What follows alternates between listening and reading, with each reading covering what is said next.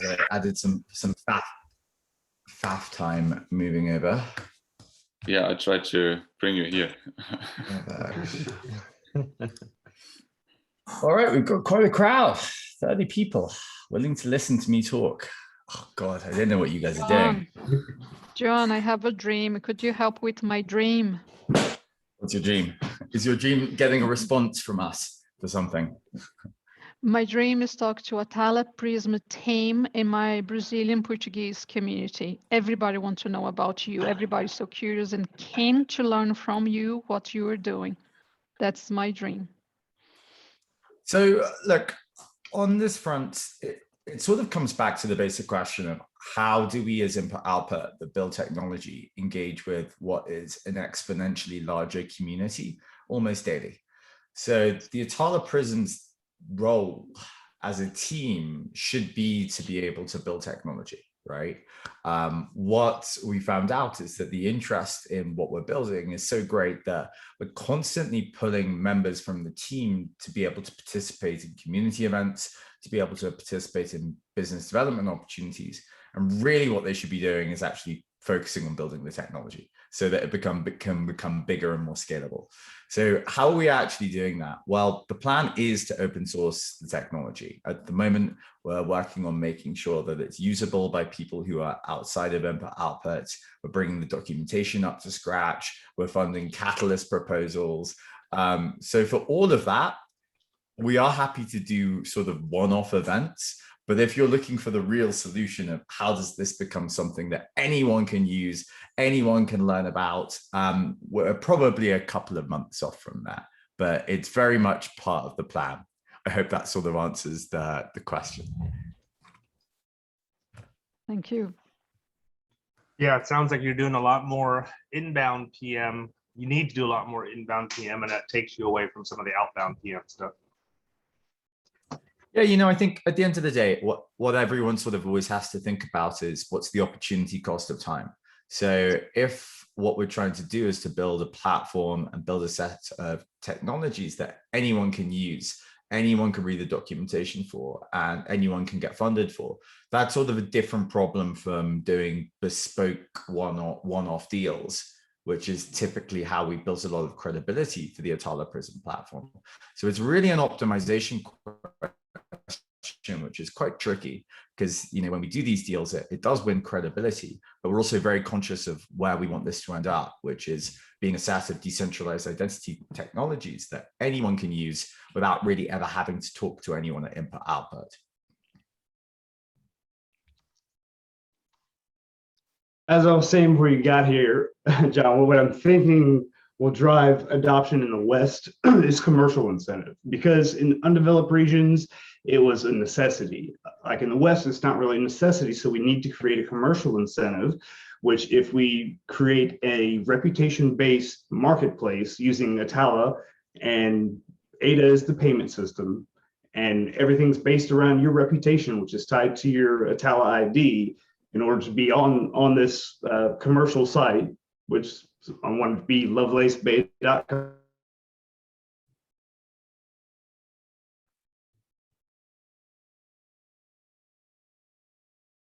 Did we lose him? Yeah. For once it's not my internet. I was just checking everyone else and seeing that everyone else is still moving. Is it frozen? Yeah, sorry, Jake, we lost you there for a minute. I don't know where you lost me. I'm sorry, but you know, I'm saying a reputation-based marketplace will be incentive for people in the West to adopt Atala. Right now, there's no Western incentive for Atala, but a reputation-based marketplace will drive that incentive, especially if we're paying just with ADA. Drake, do you have any examples of something else similar? To a reputation-based marketplace? Just like eBay or something like that, but it's like tied completely to your Atala ID. Say if you're selling shit or you fucking rip people off, you get fucking barred from the platform completely. And you have injunctions put against people if they start doing funky shit, and you have and I apologize for the language, and you have oversight by the community. And this will drive Western adoption of Atala, because right now there's no Western need. So it has to be a commercial need that it fills. So we have to create the commercial needs through a reputation-based marketplace. So we have seen probably, at least I have seen maybe 4 or 5 examples of, reputation systems being implemented at some sort of reasonable scale, most particularly within Africa. And it's just because, this is obviously my focus, but, they've driven huge amounts of value. And we're looking to integrate with 2 of the bigger ones with our Atala Prism identity. So, this comes back to what's the space of input output versus what's the space of the community to then go and build on the foundational tools that we're leaving there. So, from my perspective, a reputation marketplace would be something probably for the community and for other people to start to do themselves rather than us to do. So what's sort of my strategy around what's for us, what's for other people to do? Well, for us, if there's a piece of core functionality which is really, really needed, and we feel like we could do a very good implementation of that into our core platform, then, we sort of think about it and then we'll probably do it. But for a lot of this stuff, for me, it's like ancillary or second layer, right? It sort of sits on top of the core foundational tools that we do.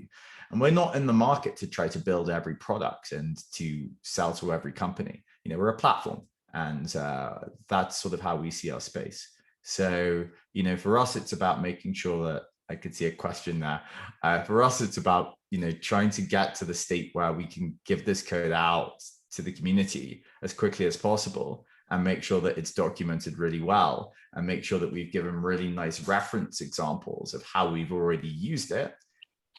And that should be our focus, rather than trying to build every feature and delay and delay and delay and delay and delay, and ultimately never really get there, because there's always something new, right?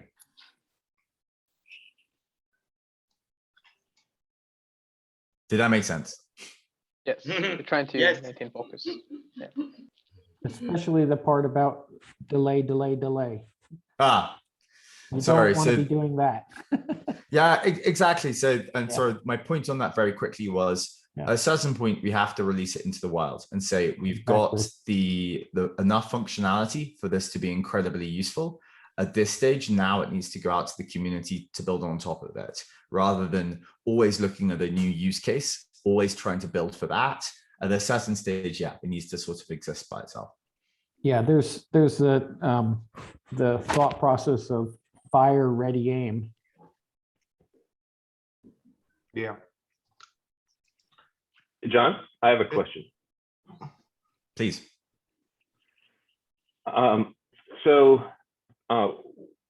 What I'm interested in is, well, first of all, I think that identity and obviously digital identities are going to be the cornerstone of whether or not humanity lives free or whether we're enslaved.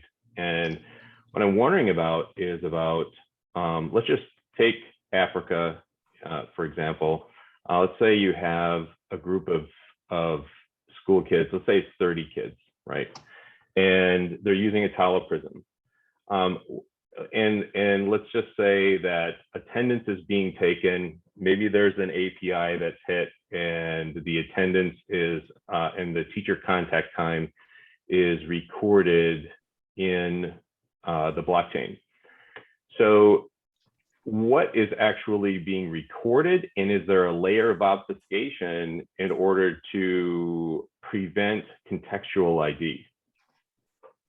Yeah, so the first thing to say is what we're trying to build is a flexible set of tools which will enable people to sort of implement how they want.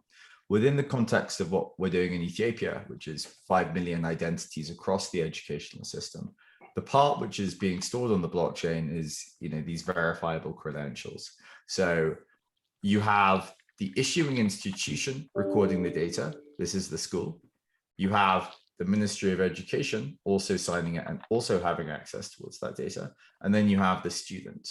So then what we do is we take, let's say it could be what your results were for the end of the year. And that is what we can go and stick on chain. So we're not storing every single portion of it on chain. A large amount of it is being stored on premises. This is a good idea for many reasons. One, data privacy. Second, input output doesn't see the data, which is the entire point of this. And the third is you don't create like an international vector of attack, which could become important for healthcare applications.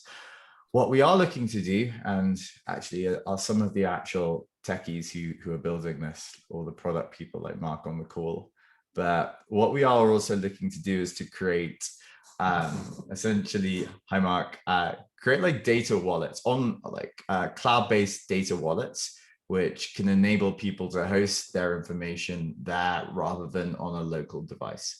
So this is important. Within the context of what we've done in Ethiopia, every student out of this 5 million actually has a tablet which can host that data for themselves. What we're also looking to do is to make sure that this works within a cloud scenario, which creates a lot of utility. So that's sort of the model, right? You don't stick everything on chain. For instance, I wouldn't really want to stick certain healthcare data there, but what I am happy to do is to take, these verifiable credentials. What do they get at the end of my year? Do they get a first in my degree or a second? And stick those, or at least the hashes of those out there. Mark, would you want to correct me and tell me I don't understand the solution that we've been building for years? Hi, everybody. Mark Griffin here. Yeah, you hit the nail on the head, John. And yeah, obviously the MOE project or deployment is obviously our first one, and it's obviously very important to the company. And yeah, we're getting a lot of leads in the funnel for the same type of scenarios, right? So other governments want to do the same as Ethiopia. Obviously in Africa, we're most of the traction is around the educational sector, like the verifiable credentials. But we're looking at other areas that are very interesting with financial institutions, so the whole KYC use case for identity. So yeah, we're actually looking at integrating with third-party providers that will actually do that compliance aspect. So we're looking at being able to then issue a verified identity credential, right? Sorry, I suddenly realized that we're actually doing hands up. Sorry, guys. So very, very quickly, just to add on to that very quickly, Mark, for the context for all the group. So when we talk about, the financial capabilities, so the KYC and the AML, this is for me maybe the most interesting thing we've ever done as a company, is to finally start integrating this identity into these financial use cases. So we're running a pilot in Kenya where we're deploying a certain sum of money towards loans for SMEs. And the moment the pilot finishes, what we then do is to integrate the Atala Prism KYC verification and everything as the thing which you need to do in order to be able to say that you are going to apply for a loan. And that loan can be with someone all the way across the world. So this, for me, is the first real delivery of the promise of the financial inclusion, which Cardano has been talking about for 5 years.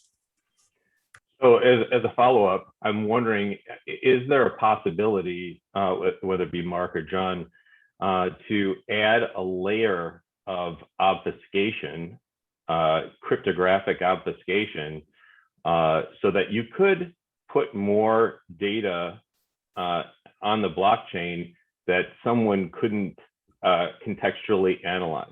I mean, so for example, let's just say, I don't know how it's manifested, because this is a black box for me, so that I'm just seeking clarification.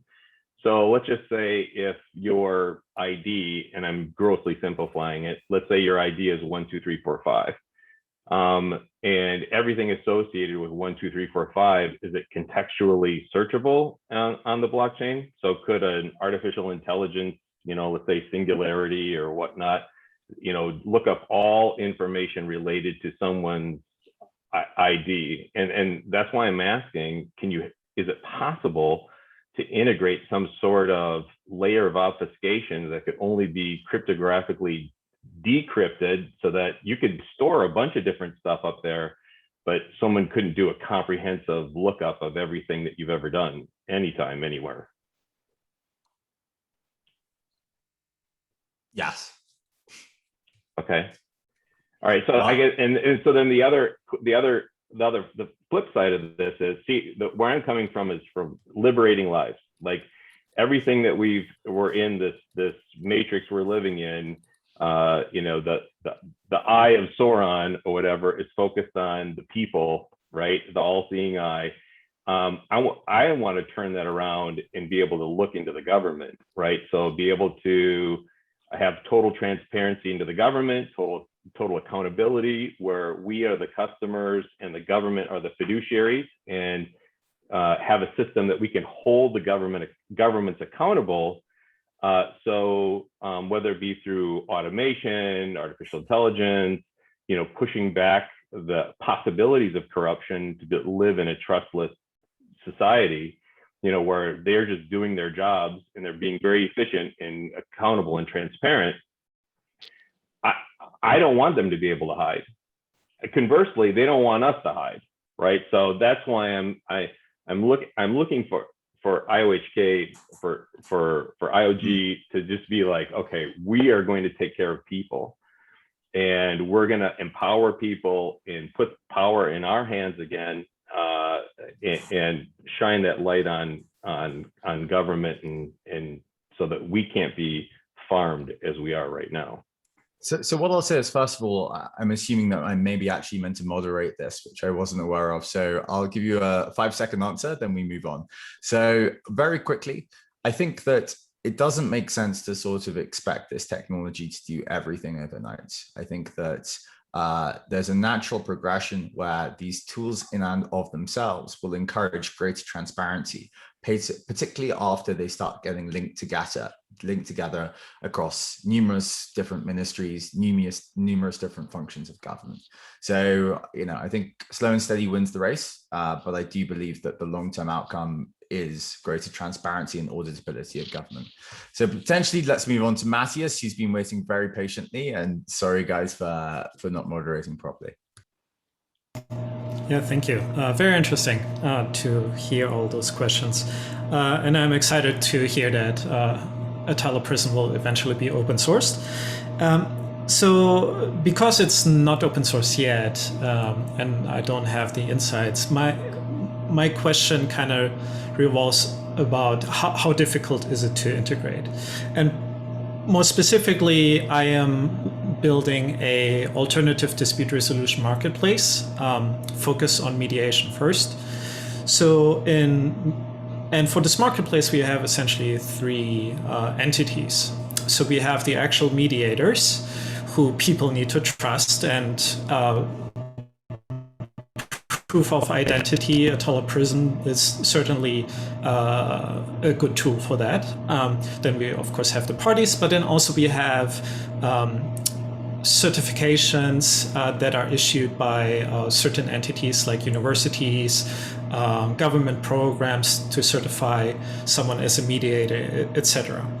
So I currently have a commitment from my alma mater, who offers several dispute resolution programs, BAs and masters, that they would certify their alumni and graduates that they deem to be good mediators. So my question there is essentially, my understanding is, and I don't know if Robert O'Brien, yes, still on there. So thank you for last week, who gave me a little bit more insight into the W3C DID standard. So I understand that in this case, the university would be the DID controller that essentially would create a DID document, which is kind of like the form of, okay, well, this is your degree, right? Would that fit all under the umbrella of Prism? Is that a good solution, or should I go in there and say, you know what, we get the identity part for the actual mediators, but then we send like a token, an NFT or something to the wallets of the universities, and then we have some funky logic to say, okay, send that token to your mediators that have to be on, of course, Cardano, and will be. So my question is, like, what is the friction here? Because ultimately I'm trying to create proposals with a somewhat accurate timeline, and what would integration look like? So the first thing I'd say is that it's not just about, the basic W3C standard. We've also built a whole bunch of additional functionality around Prism. We took some of the insights from Microsoft Sidetree protocol. We've also built a bunch of software around how universities and educational institutions can interact with this stuff in like a sort of layman capacity.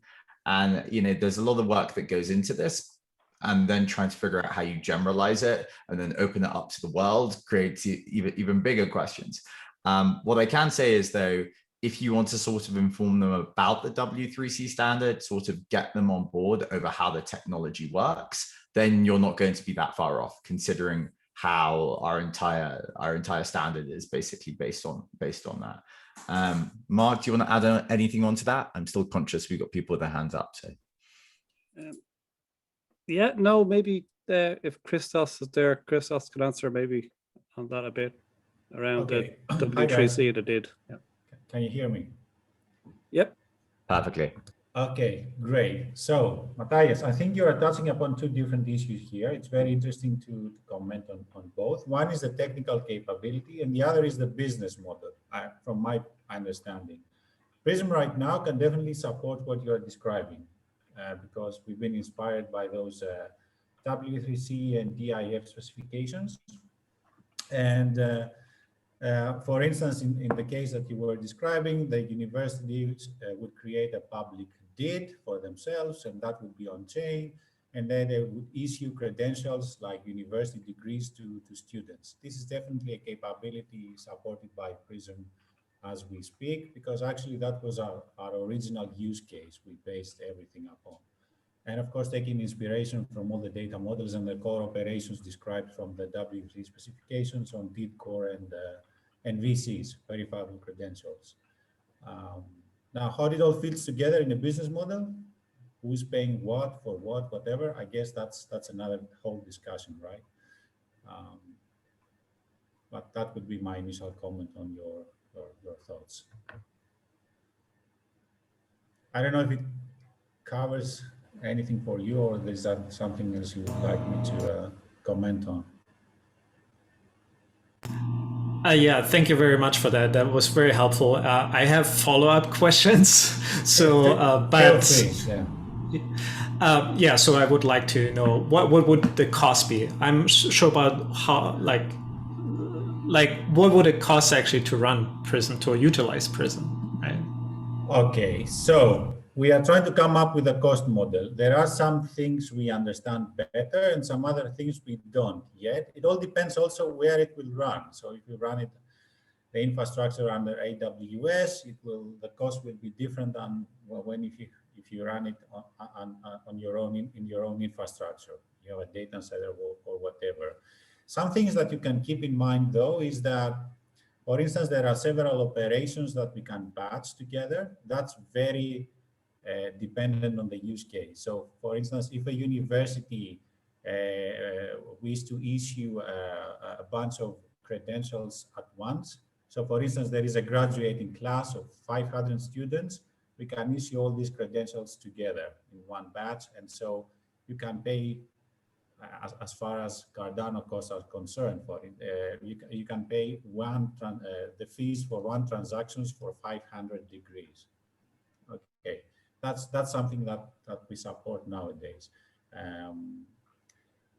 But a full cost analysis is something we are trying to do because it has many parameters, and it has to include both issuance, the issuance process of operations regarding DIDs and VCs, and also has to take into account internal costs for the whole infrastructure running. So we don't have the full model yet, but we are working on it. Just to add on to that, in our modeling for the 5 million Ethiopian students, just for the transaction costs with efficient batching, our estimates were that, it's going to come out to be, below $10,000 for 5 million users. So it's pretty cost effective from that perspective. As Christos says, you've got other questions depending on where you're going to host it and all of these other parameters, but the transaction fee element can be incredibly cost effective based on your ability to batch. Great, thank you. All right, so George, thank Hey. you for being so patient. I'm not normally in my life, so I appreciate it when I see it. Yeah, no worries. Quickly on Gary's thing, I think he was talking about privacy for a bit on the public user.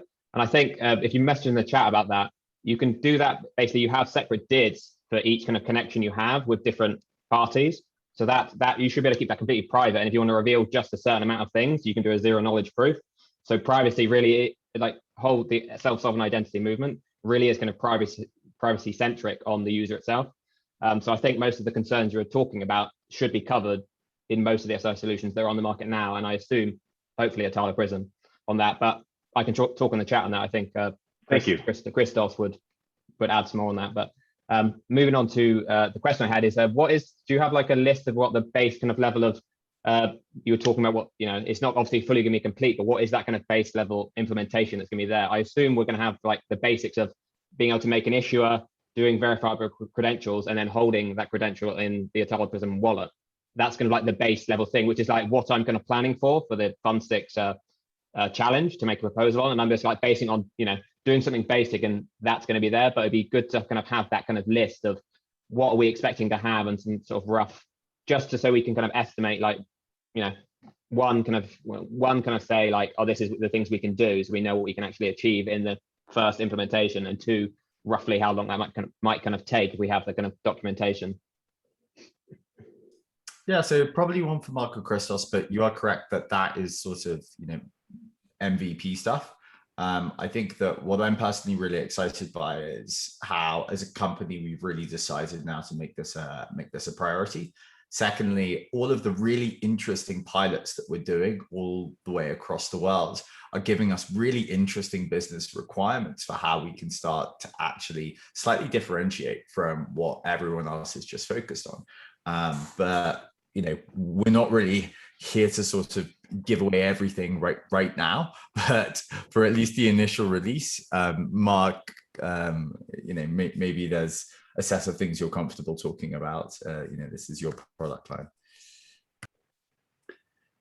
Yeah, as was mentioned, we're working on our SDK, and it does have those basic operations that Christos talked about, issuing a DID, publishing a DID, revoking credentials, and all of them are part of the W3C standard. I think that link is already in the chat there. So all of those operations are supported now. So just to add to that, you should be able to interface with the SDK. That has been the goal almost from the beginning. Yeah. In this year, we have been able to realize it and provide it in a more mature way. That's still internal, but our goal here is to be able to give you the SDK. We are also, right now, as we speak, we do have internal documentation on a full walkthrough, how it all works in Atala Prism using the SDK. An interesting detail, I don't know if you're aware, the SDK is, the goal for us is to provide the SDK for 4 different platforms. We are talking about JVM, web, iOS, and Android. And internally, we use that. I mean, there is an engineering term called dog fooding. We use the SDK internally to build our own stuff. So it works.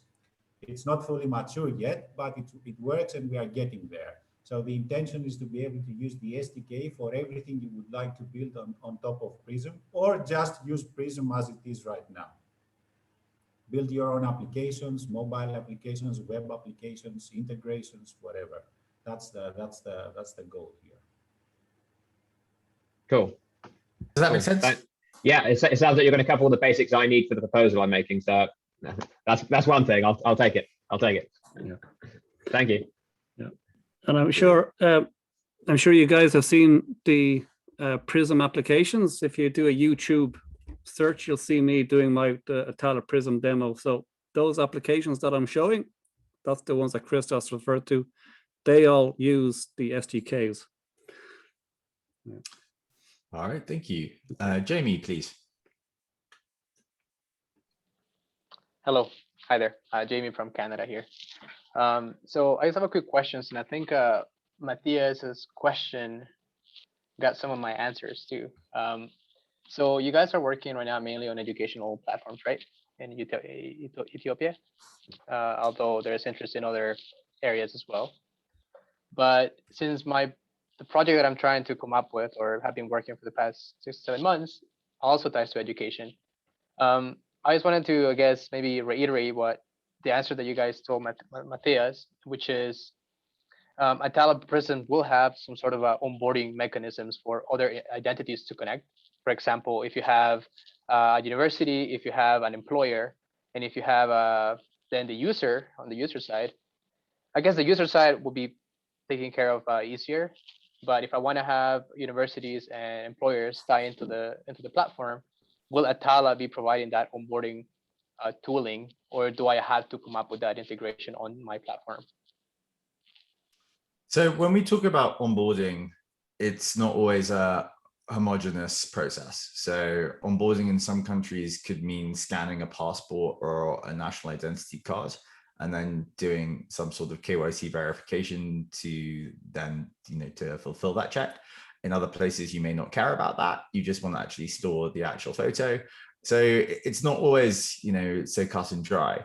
What we have done is built something within the context of Ethiopia. We imagine that we'll have probably by the end of this year, probably at least 3 or 4 other countries where we'll have gathered their requirements and done it for.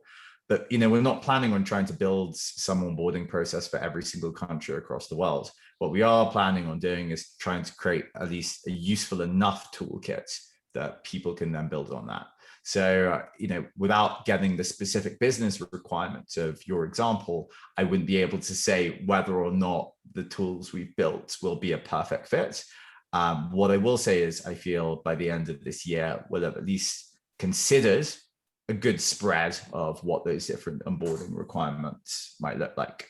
But then again, that's also sort of the point about having a community, right? That you'll be able to take what we've done and then go and make it fit for purpose for your use case.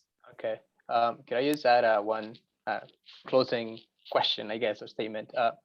So yeah, to what you mentioned, essentially, I've been looking at Catalyst, and the idea has been bouncing around about using Atala for tutoring or education and like providing peer-to-peer services, you may call it. So that's essentially what I'm trying to do too, more on the massive online education model for developing countries. So essentially, a student will come in, we'll connect them with like practical knowledge, and then at the same time, we'll also tie them to the job industry that says, hey, listen, this person acquired this practical knowledge from X employer, is suitable to work for you. So I guess that's where like I'm seeing all these like little different puzzle pieces. And like you said, if you give me the answer, you're gonna have essentially a basic or a backbone of certain toolkits that people can kind of look at. But at the end of the day, it's not up to you guys to decide or to tell them exactly what to do. It's up to the regions and the entities that want to participate to decide what they need to put in.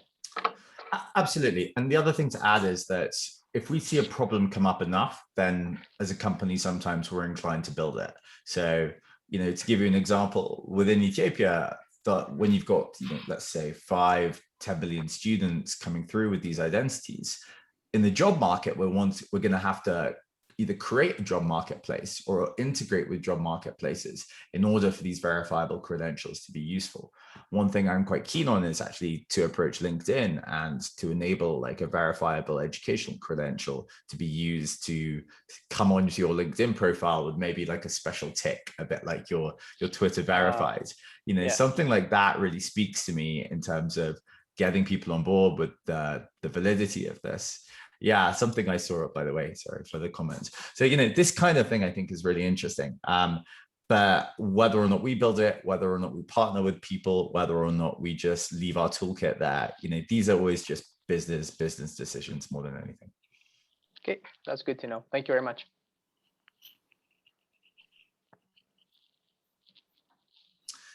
And next customer, Robert. Yeah, you've kind of touched on a little bit just in that answer there, but because we were talking earlier about KYC, education, credentials, those sort of things, at the whole intent of this underlying technology is interoperation. So someone from organization A can issue a verified claim that can then be consumed by someone else, such as LinkedIn. So I'm curious to what sort of extent you've started thinking about or looking into the idea of trust frameworks, how people start to agree about what the claims are being made and what they actually mean, which also includes the idea of the schemas that go into the claims. What is the underlying data structure of them? So it's one thing to have the SDK, it's another thing to have the meaning or intent of these, what these claims actually mean. So I'm interested in what you're doing there. So within a specific regional context, we're looking at something like this, which is essentially homogenizing these schemas across a large number of countries, working with a large number of institutions to make that happen. This stuff is just lots and lots of groundwork, though. It's not easy. And you need to get a certain amount of momentum behind your movement if you really want it to work. So for me, this is like a practical effort consideration. In terms of making this easier, I don't know, Mark, Christos, do you guys have any insights on how we can sort of cut this Gordian knot? It's not just the technology, is it? It's also about getting acceptance.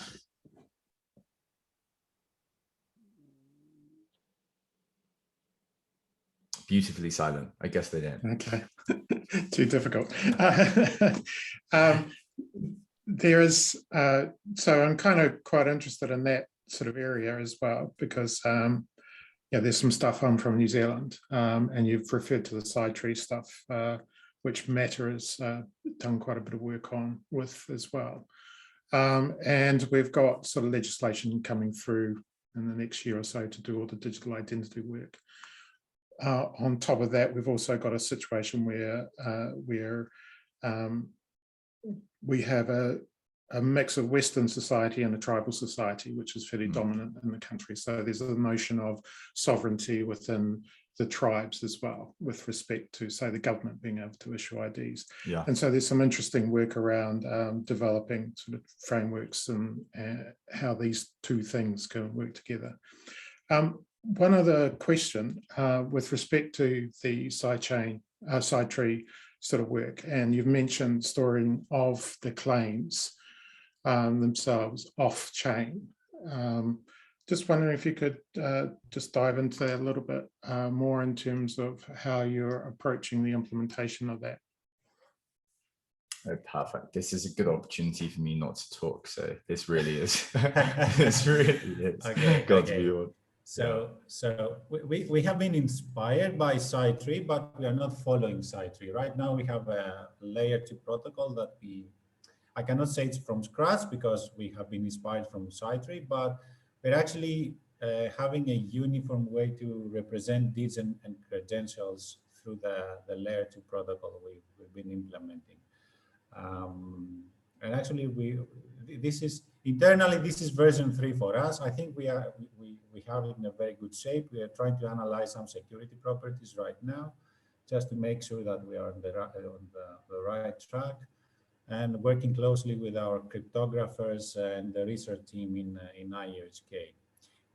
In terms of implementation and where we store stuff, so deeds can be public on chain. So this makes sense for institutions, obviously, or a government or whoever else wants to publicize their deed. There is also the capability to have private deeds. This was also mentioned previously by Simon. I'm sorry, I don't remember who said it. Credentials is something sensitive, so this is stored off-chain. What we store on-chain is we basically compute a Merkle tree and we store the root there, which is in some signed form. That's it, roughly speaking.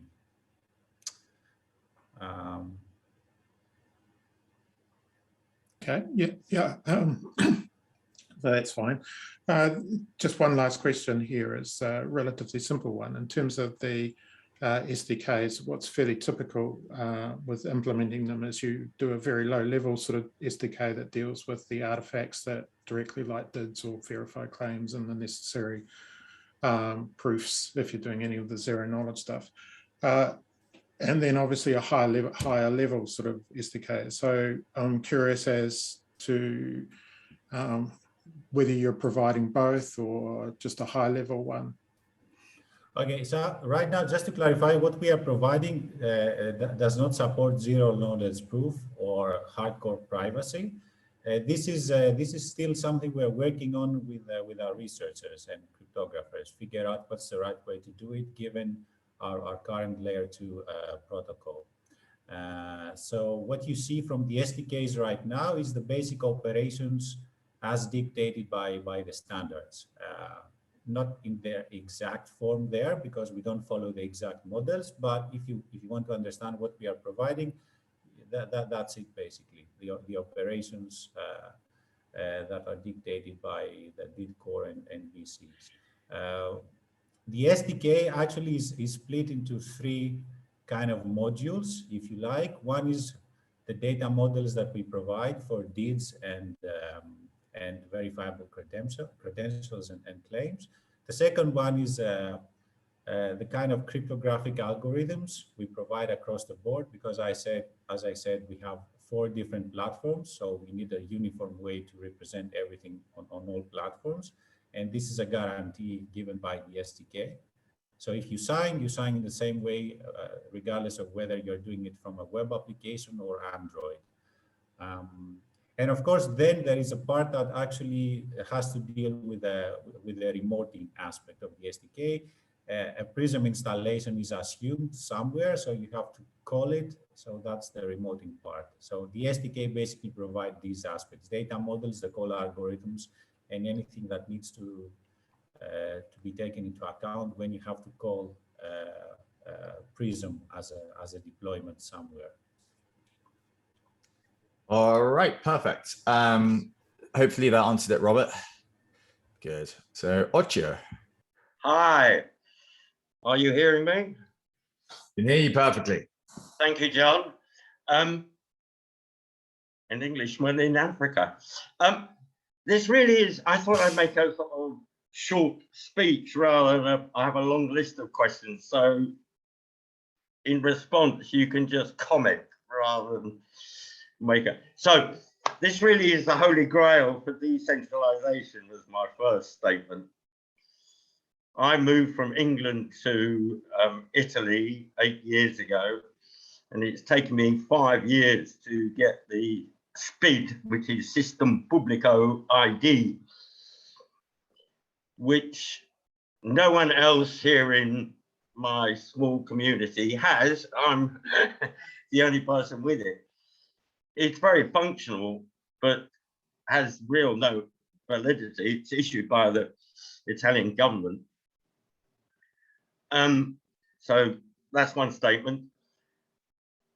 I also have dual profiles, stroke IDs, which is, I live with in Italy, so I have an Italian profile and I maintain my English profile. So does Prism offer multiple profiles, or can I be dubious or whatever, criminal, and set up dual IDs? I'm sure that's possible. And the final statement is, there's been a couple of links posted and I've already looked at them on the web, w3org and ourdocuments.gov, which are supposed to set the standards. I don't know what standards the Italian government used for setting up their SPID. I will research that. And so that's a common standard. Is Cardano working under a common standard? I mean, this is the holy grail, as my statement. You want to get KYC, which I've been through a nightmare with KYC in my years worth of crypto.